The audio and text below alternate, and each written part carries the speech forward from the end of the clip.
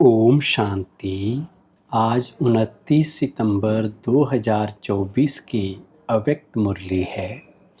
मुरली का सार है, लक्ष्य और लक्षण को समान बनाओ, सर्व खजानों में संपन्न बनो। आज सर्व खजानों के मालिक अपने खजानों से संपन्न बच्चों को देख रहे हैं। हर एक बच्चा सर्व खजानों से संपन्न है। जो संपन्न होता है उनकी निशानी सदा प्राप्ति स्वरूप तृप्त आत्मा दिखाई देगी, सदा खुश नजर आएगी क्योंकि भरपूर है। तो हर एक अपने से पूछे कि हमारे पास कितने खजाने जमा हैं। ये अविनाशी खजाने अब भी प्राप्त हैं और भविष्य में अनेक जन्म साथ रहेंगे। ये खजाने ख़त्म नहीं होने वाले हैं। सबसे पहला खजाना है ज्ञान का खजाना। जिस ज्ञान के खजाने से इस समय भी आप सभी मुक्ति और जीवन मुक्ति का अनुभव कर रहे हो। जीवन में रहते, पुरानी दुनिया में रहते, तमोगुनी वायुमंडल में रहते, ज्ञान के खजाने के आधार से इन सब वायुमंडल वाइब्रेशन से न्यारे मुक्त हो। कमल पुष्प समान न्यारे मुक्त आत्माएं दुख से, चिंताओं से, अशांति से मुक्त हो। जीवन में रहते बुराइयों के बंधनों से मुक्त हो, व्यर्थ संकल्पों के तूफान से मुक्त हो। हैं मुक्त, सभी हाथ हिला रहे हैं। तो मुक्ति और जीवन मुक्ति इस ज्ञान के खजाने का फल है, प्राप्ति है। चाहे व्यर्थ संकल्प आने की कोशिश करते हैं, नेगेटिव भी आते हैं, लेकिन ज्ञान अर्थात समझ है कि व्यर्थ संकल्प व नेगेटिव का काम है आना, और आप ज्ञानी तो आत्माओं का काम है इनसे मुक्त, न्यारे और बाप के प्यारे रहना। तो चेक करो, ज्ञान का खजाना प्राप्त है, भरपूर है, संपन्न है या कम है। अगर कम है तो उसको जमा करो, खाली नहीं रहना। ऐसे ही योग का खजाना जिससे सर्व शक्तियों की प्राप्ति होती है। तो अपने को देखो, योग के खजाने द्वारा सर्व शक्तियाँ जमा हैं। सर्व एक भी शक्ति अगर कम होगी तो समय पर धोखा दे देगी। आप सबका टाइटल मास्टर सर्वशक्तिवान है, शक्तिवान नहीं, सर्वशक्तिवान। तो सर्व शक्तियों का खजाना योग बल द्वारा जमा है, भरपूर है, प्राप्ति स्वरूप है या कमी है। क्यों? अभी अपनी कमी को भर सकते हो, अभी चांस है। फिर संपन्न करने का समय समाप्त हो जाएगा तो कमी रह जाएगी। चेक करो, एक एक शक्ति को सामने लाओ और सारे दिन की दिनचर्या में चेक करो। अगर परसेंटेज भी कम है तो फुल पास नहीं कहेंगे, क्योंकि आप सबका लक्ष्य है। किसी भी बच्चे से पूछते हैं कि फुल पास होना है या हाफ पास, तो सभी कहते हैं कि हम तो सूर्यवंशी बनेंगे, चंद्रवंशी नहीं बनेंगे। चंद्रवंशी बनेंगे, बाप दादा बहुत अच्छा तखत देंगे, बनेंगे चंद्रवंशी। इंडिया वाले सूर्यवंशी बन जाएं, फॉरेन वाली चंद्रवंशी बन जाएंगे, बनेंगे? नहीं बनेंगे। सूर्यवंशी बनना है, बनना ही है। ये तो बाप दादा चिट चैट कर रहे हैं। जब सूर्यवंशी बनना ही है, दृढ़ निश्चय है, बाप से और स्वयं से प्रतिज्ञा कर ली है, तो अब से किसी भी शक्ति की परसेंटेज कम नहीं हो। अगर कहेंगे सरकमस्टांस अनुसार, समस्याओं अनुसार परसेंटेज कम रह गई तो 14 कला बन जाएंगे। इसलिए आजकल बाप दादा चारों ओर के सभी बच्चों का पोता मेल रजिस्टर चेक कर रहा है। बाप दादा के पास भी हर एक का रजिस्टर है, क्योंकि समय के अनुसार पहले ही बाप दादा बच्चों को सुना रहे हैं कि समय की रफ्तार अनुसार अभी कब तक कब नहीं कहो अब, कब हो जाएगा कर लेंगे, होना तो है ही ये नहीं सोचो, होना तो है नहीं अभी अभी करना ही है। समय की रफ्तार तीव्र हो रही है, इसलिए जो लक्ष्य रखा है बाप समान बनने का, फुल पास होने का, 16 कला संपन्न बनने का, तो बाप दादा भी यही चाहते हैं कि लक्ष्य और प्रैक्टिकल में लक्षण समान हों। जब लक्ष्य और लक्षण दोनों समान होंगे तब ही बाप समान सहज बन जाएंगे। तो चेक करो, हो जाएगा, बन ही जाएंगे। ये अलबेलापन है।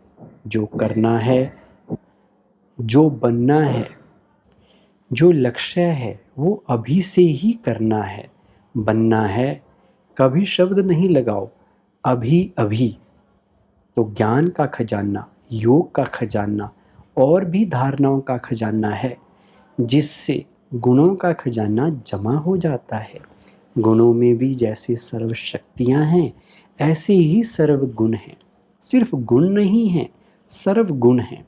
तो सर्व गुण हैं या सोचते हो एक दो गुण कम हुआ तो क्या हुआ, चलेगा? नहीं चलेगा। तो सर्व गुणों का खजाना जमा है। कौन से गुण की कमी है उसको चेक करके भरपूर हो जाओ। चौथी बात है सेवा। सेवा द्वारा सभी को अनुभव है। जब भी मनसा सेवा या वाणी द्वारा व कर्म द्वारा भी सेवा करते हो तो उसकी प्राप्ति आत्मिक खुशी मिलती है। तो चेक करो, सेवा द्वारा खुशी की अनुभूति कहाँ तक की है। अगर सेवा की और खुशी नहीं हुई तो वो सेवा यथार्थ सेवा नहीं है। सेवा में कोई ना कोई कमी है, इसलिए खुशी नहीं मिलती। सेवा का अर्थ है आत्मा अपने को खुशनुमा खिला हुआ रूहानी गुलाब खुशी के झूले में झूलने वाला अनुभव करेगी। तो चेक करो, सारा दिन सेवा की, लेकिन सारे दिन की सेवा की तुलना में इतनी खुशी हुई या सोच विचार ही चलते रहे, ये नहीं ये नहीं ये। और आपकी खुशी का प्रभाव एक तो सेवा स्थान पर, दूसरा सेवा साथियों पर, तीसरा जिन आत्माओं की सेवा की उन आत्माओं पर पड़े, वायुमंडल भी खुश हो जाए। ये है सेवा का खजाना, खुशी। और बात, चार सब्जेक्ट तो आ ही गए, और है संबंध संपर्क, वो भी बहुत ज़रूरी है। क्यों? कई बच्चे समझते हैं बाप दादा से तो संबंध है ही, परिवार में हुआ नहीं हुआ क्या बात है, क्या हर्जा है, बीज से तो है ही। लेकिन आपको विश्व का राज्य करना है ना, तो राज्य में संबंध में आना ही होगा। इसलिए संबंध संपर्क में आना ही है। लेकिन संबंध संपर्क में यथार्थ खजाना मिलता है दुआएं। बिना संबंध संपर्क के आपके पास दुआओं का खजाना जमा नहीं होगा। माँ बाप की दुआएं तो हैं, लेकिन संबंध संपर्क में भी दुआएं लेनी हैं। अगर दुआएं नहीं मिलती, फीलिंग नहीं आती, तो समझो संबंध संपर्क में कोई कमी है। यथार्थ रीत, अगर संबंध संपर्क है तो दुआओं की अनुभूति होनी चाहिए। और दुआओं की अनुभूति क्या होगी? अनुभवी तो होना। अगर सेवा से दुआएं मिलती हैं तो दुआएं मिलने का अनुभव यही होगा जो स्वयं भी संबंध में आते, कार्य करते, डबल लाइट होगा, बोझ नहीं महसूस करेगा। और जिनकी सेवा की संबंध संपर्क में आए वो भी डबल लाइट फील करेगा, अनुभव करेगा कि ये संबंध में सदा हल्का अर्थात इजी है, भारी नहीं रहेगा। संबंध में आऊं नहीं आऊं, लेकिन दुआएं मिलने के कारण दोनों तरफ नियम प्रमाण ऐसा इजी भी नहीं। जैसे कहावत है, ज़्यादा मीठे पर चींटियाँ बहुत आती हैं, तो इतना इजी भी नहीं, लेकिन डबल लाइट रहेगा। तो बाप दादा कहते हैं अपने खजाने चेक करो, समय दे रहे हैं, अभी समाप्ति का बोर्ड नहीं लगा है, इसलिए चेक करो और बढ़ते चलो। बाप दादा का बच्चों से प्यार है ना, तो बाप दादा समझते हैं कोई भी बच्चा पीछे नहीं रह जाए, हर एक बच्चा आगे से आगे जाए। चलते चलते देह अभिमान आ जाता है, स्वमान और देह अभिमान। देह अभिमान का कारण है स्वमान में कमी हो जाती है। तो देह अभिमान को मिटाने का बहुत सहज साधन है। देह अभिमान आने का एक ही अक्षर है, एक ही शब्द है, वो जानते भी हो। देह अभिमान का एक शब्द कौन सा है? मैं। अच्छा, तो कितनी बारी मैं कहते हो? सारे दिन में कितनी बारी मैं बोलते हो? कभी नोट किया है? अच्छा, एक दिन नोट करना, बार बार मैं शब्द तो आता ही है, लेकिन मैं कौन? पहला पाठ है मैं कौन। जब देह अभिमान में मैं कहते हो, लेकिन वास्तव में मैं हूँ कौन? आत्मा या देह? आत्मा ने देह धारण की या देह ने आत्मा धारण की? क्या हुआ? आत्मा ने देह धारण की, ठीक है ना? तो आत्मा ने देह धारण की, तो मैं कौन? आत्मा ना। तो सहज साधन है, जब भी मैं शब्द बोलो तो याद करो कि मैं कौन सी आत्मा हूँ। आत्मा निराकार है, देह साकार है।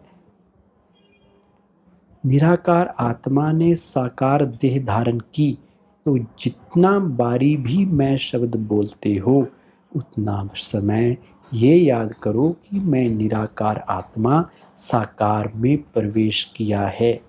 जब निराकारी स्थिति याद होगी तो निरअहंकारी स्वतः हो जाएंगे, देहभान खत्म हो जाएगा। यही पहला पाठ मैं कौन, इस स्मृति में रख करके मैं कौन सी आत्मा हूँ। आत्मा याद आने से निराकारी स्थिति पक्की हो जाएगी। जहाँ निराकारी स्थिति होगी वहाँ निरअहंकारी निर्विकारी हो ही जाएंगे।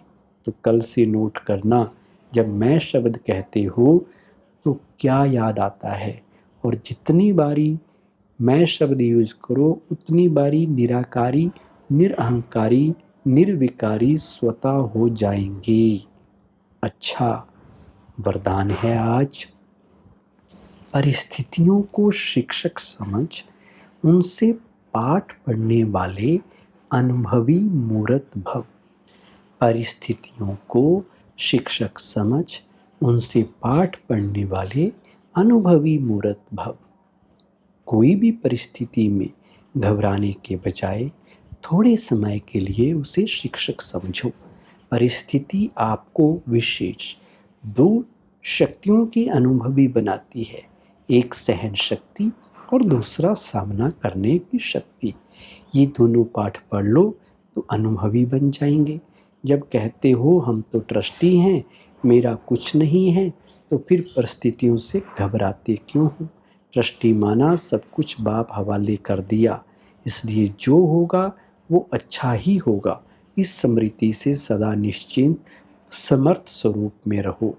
स्लोगन: जिनका मिजाज मीठा है वो भूल से भी किसी को दुख नहीं दे सकते। ओम शांति।